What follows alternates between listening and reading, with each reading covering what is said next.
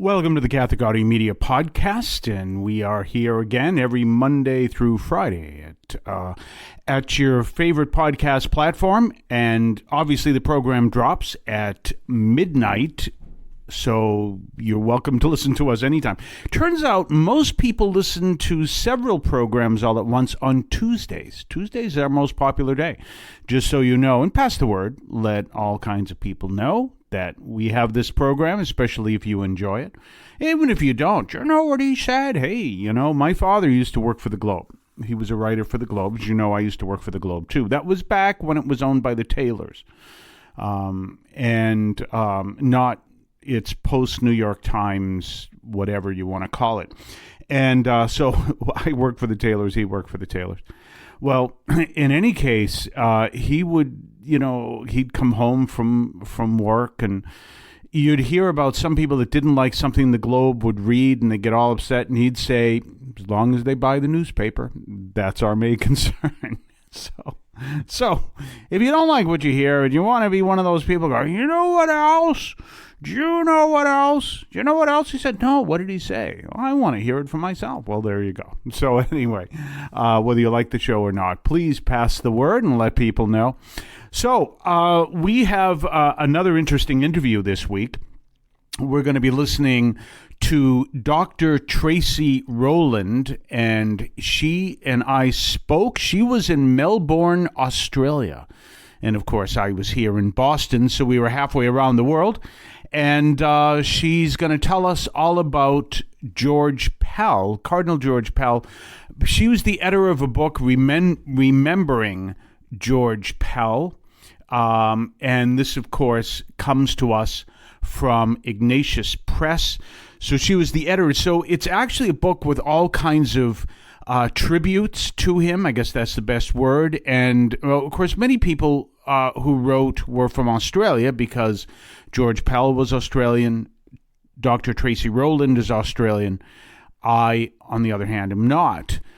So some of the names I didn't recognize right away, but other names, obviously, I did.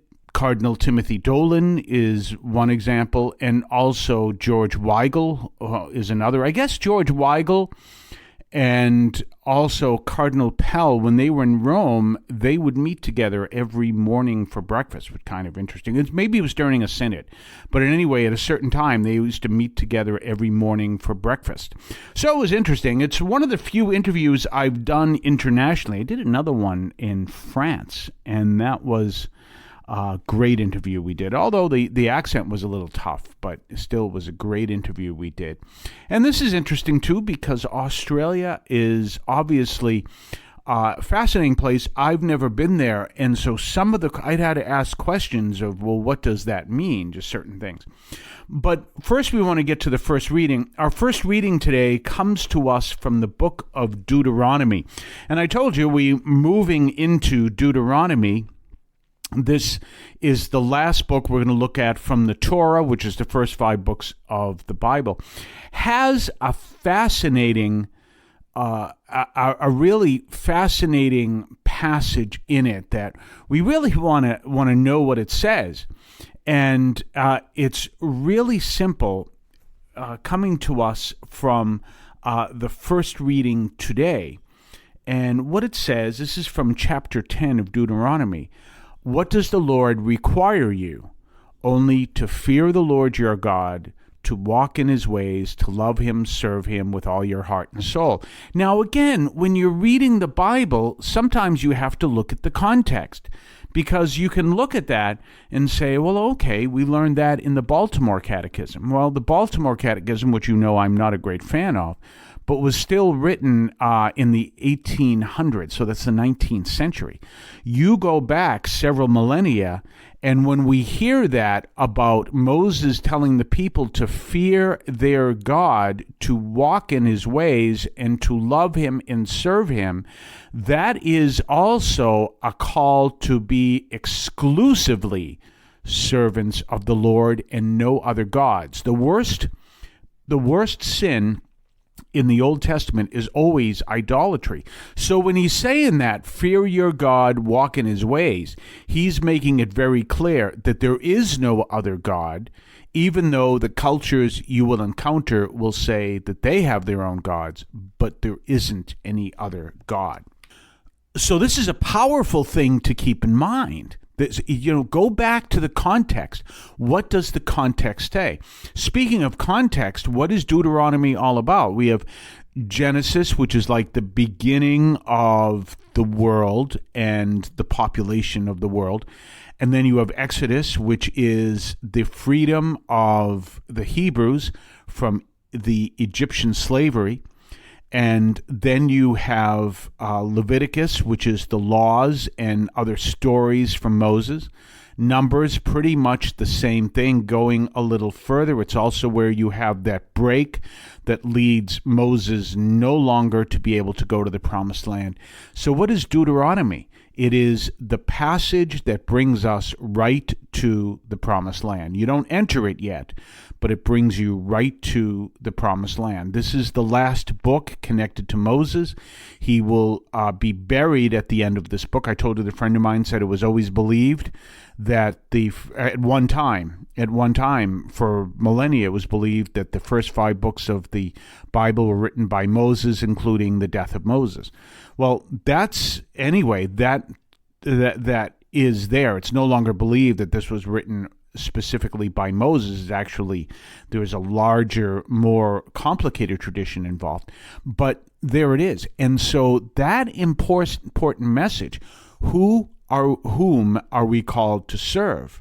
We're called to serve the Lord. Which Lord? We're called to serve what ultimately at this time is known as the God of the Jews. We are actually the God of Israel. We will later come to understand that service to God as through his Son, Jesus Christ, but the same God.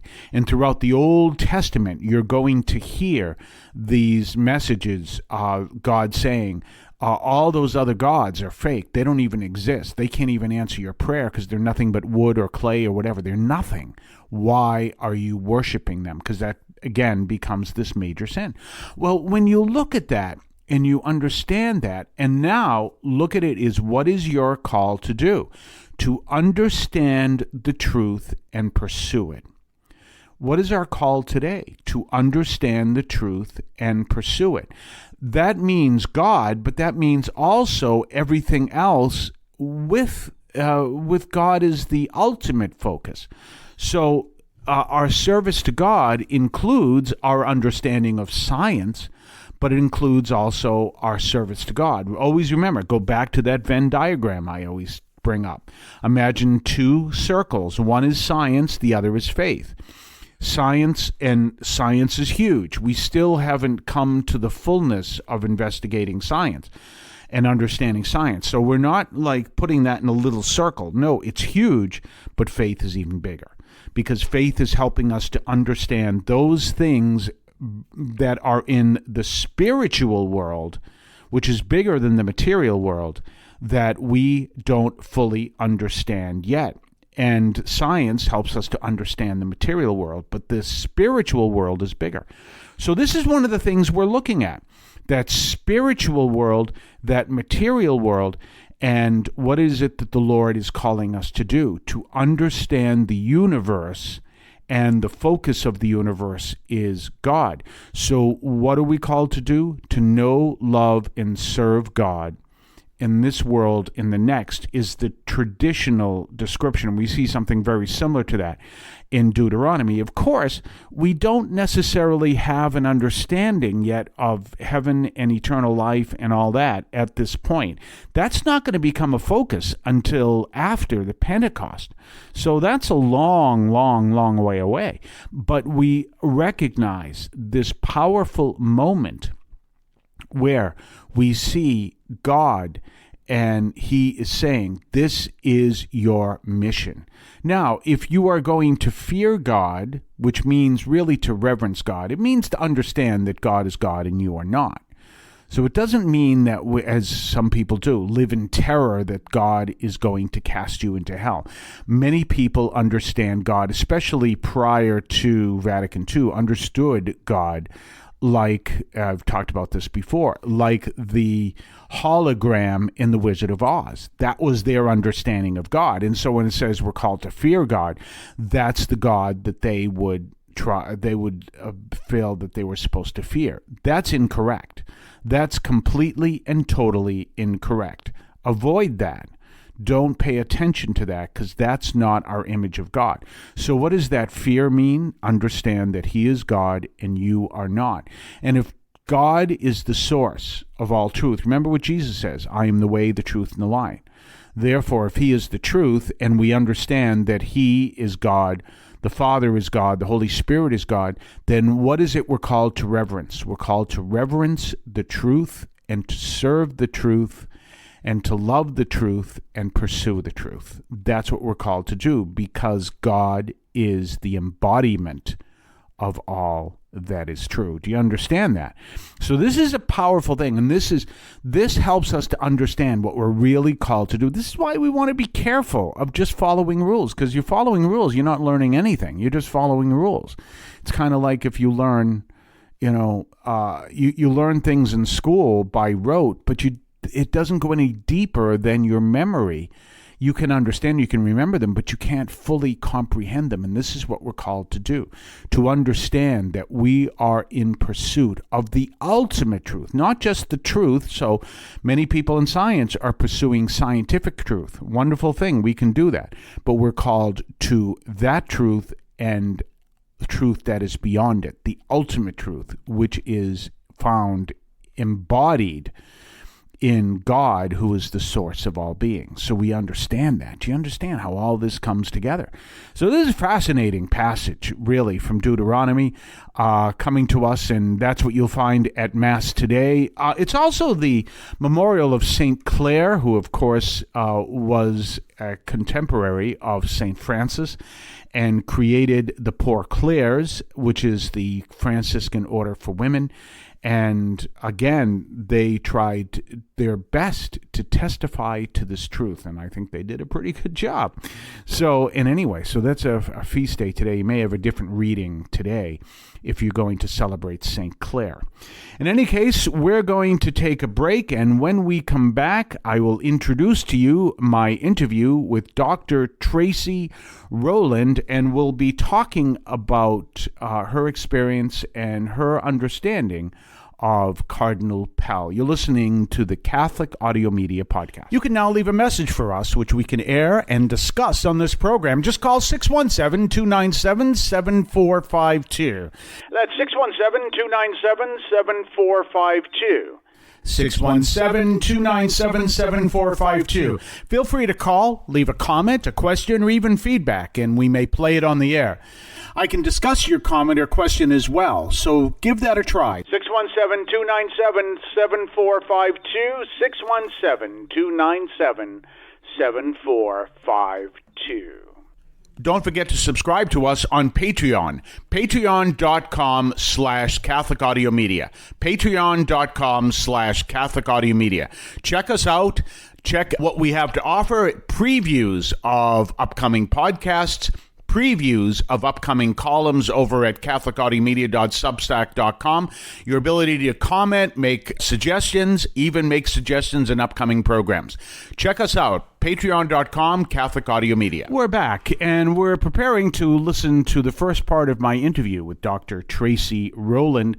She's going to tell us all about Cardinal Pell, who, of course, was the cardinal who was also accused, and then later that case was overturned, accused of sexual abuse in Australia, which was a tragic situation. But again, the Australian Supreme Court overturned that. And we're looking at this. So he spent some time in jail. He also he had disagreements with Pope Francis. That doesn't mean he was an enemy. He criticized some of the issues with Pope Francis, but don't take that as he was an enemy of Pope Francis. That's not the case at all. And so she's going to tell us a lot about the reality of Cardinal Pell in these days of our interview. We're going to be doing that every day until we hear the whole thing.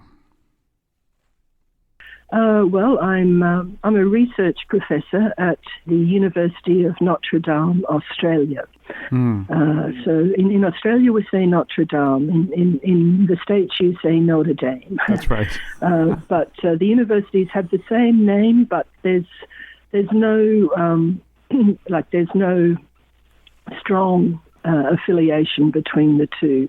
The story is that some Australian mining magnates decided that they wanted to set up a Catholic university, and they looked around the world, and the one that really impressed them was Notre Dame, Indiana. So they gave us the same name, and in the early stages there was some mentoring between the two universities.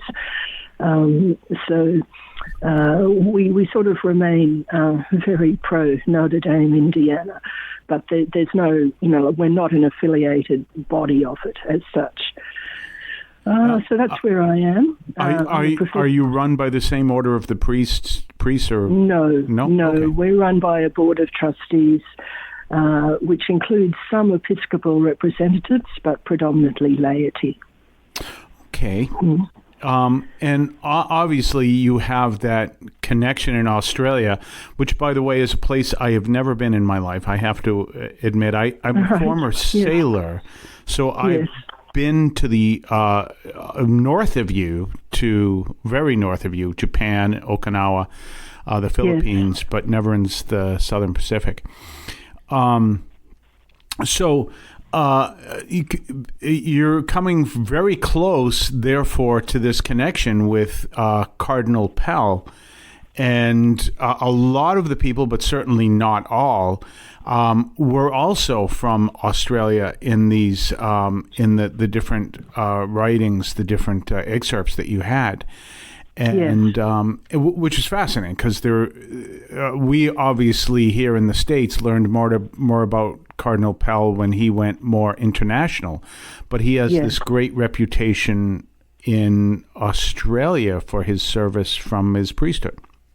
Exactly, from his priesthood and his early years as an archbishop before he had multiple jobs in Rome. So. Mm-hmm. He was an absolutely huge figure on the national stage in Australia.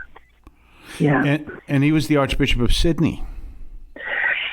First, he was the Archbishop of Melbourne, but then he got transferred to Sydney because Sydney's the primatial see. Oh, okay. So the red hat normally goes to Sydney. So there's an enormous amount of rivalry between the two cities. Is it really? But Sydney was founded first, and it is regarded as the primatial see. So that's why he was moved from Melbourne to Sydney. And here in the United States, that would be Baltimore is our primatial see, because that was where the first diocese was put together here in the U.S. So the tributes are there from people from different parts of the world, from George Weigel and also many presenters and people in Australia and also England, obviously as well. And they all seem to understood that he was a wonderful man who also could be counted on to say what he believed in. Yes, absolutely. Mm-hmm. He was not afraid to say precisely what he thought. And I can remember once someone in Rome said to me, there are many bishops throughout the world who are terrified of the press, understandably, because, journalists often twist things and, misreport things. And, one has to almost go armed with a team of lawyers before one, makes a public statement. But Cardinal Pell was very at ease with the press, and he was often very blunt. He didn't beat around the bush. And a lot of people loved him for that, because it was always very clear what he thought and why he thought things. And I get that impression from all those. We had a situation here in the United States where you had the chancellor, who was not a bishop, the chancellor of the diocese, who said that she would rather be sued by a priest than for making a false statement than be attacked by the local newspaper, which was a major newspaper. I won't say the diocese. Yes. So that what you portray as bishops afraid of the press is very real worldwide. Yes. And it's tragic, but yes, that's very real. Yeah, it's absolutely reasonable that they are. But he was one who wasn't, and his father was a champion boxer, and Cardinal Pell, when he was a teenager, was a great footballer, and he was headhunted to play A-grade football in Victoria, and he turned down the offer and went to the seminary instead. But he always retained that love of football, and often in conversations he would use boxing metaphors or football metaphors, and to understand what he was saying, one needed to know what those metaphors meant. I suppose I need to ask the question, how do we define football? Okay. In Cardinal Pell's case, it was what's called Australian rules football. Oh, okay. It's huge in the state of Victoria, but the enthusiasm for it has now spread to other states. But in his childhood, it was very much a Victorian thing.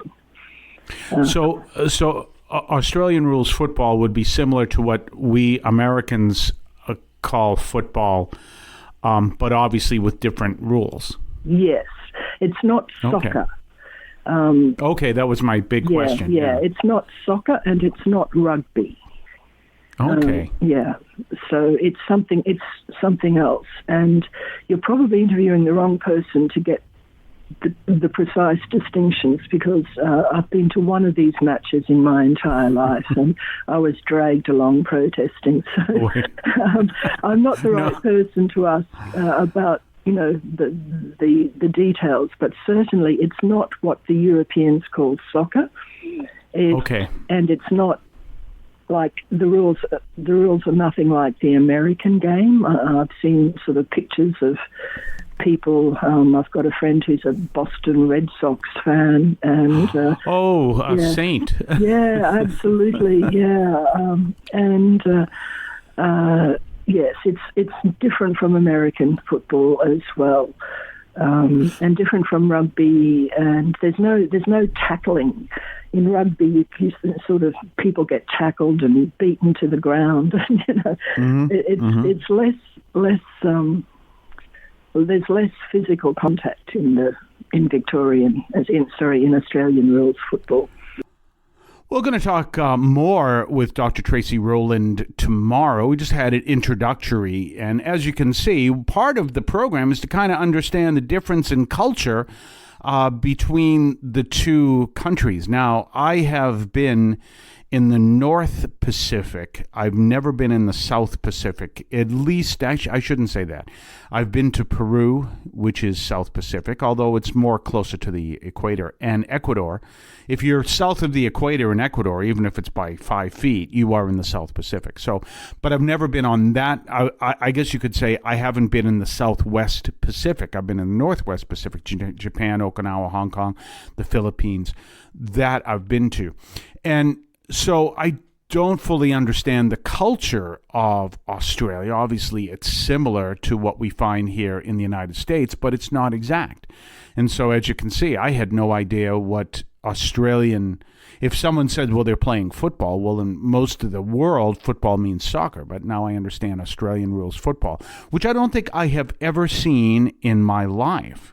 And turns out there's no tackling in it, which would surprise me because generally here in the United States, and I may be stepping over the line here, people may not fully agree with me, but I always felt that Australians were generally more rougher than we are here in the United States, and we can be rough as it is. But apparently there's no tackling in Australian rules football.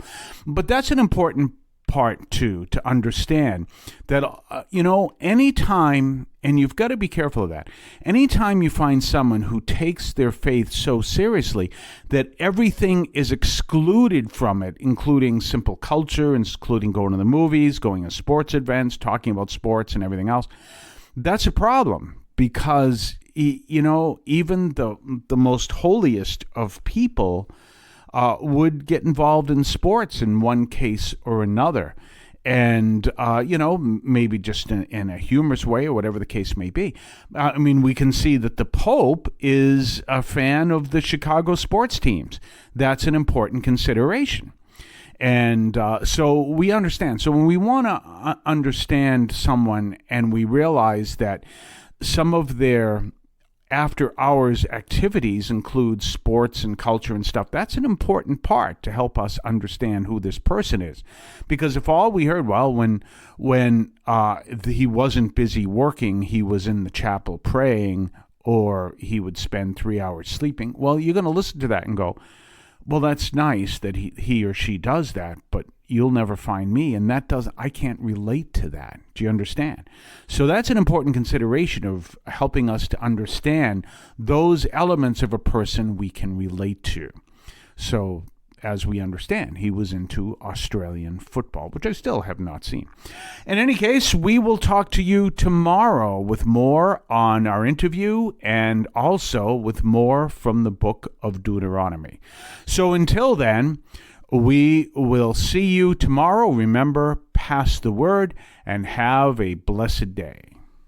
You can now leave a message for us, which we can air and discuss on this program. Just call 617-297-7452. That's 617-297-7452. 617-297-7452. Feel free to call, leave a comment, a question, or even feedback, and we may play it on the air. I can discuss your comment or question as well, so give that a try. 617-297-7452, 617-297-7452. Don't forget to subscribe to us on Patreon, patreon.com/Catholic Audio Media, patreon.com/Catholic Audio Media. Check us out. Check what we have to offer, previews of upcoming podcasts, previews of upcoming columns over at catholicaudiomedia.substack.com, your ability to comment, make suggestions, even make suggestions in upcoming programs. Check us out, patreon.com, Catholic Audio Media.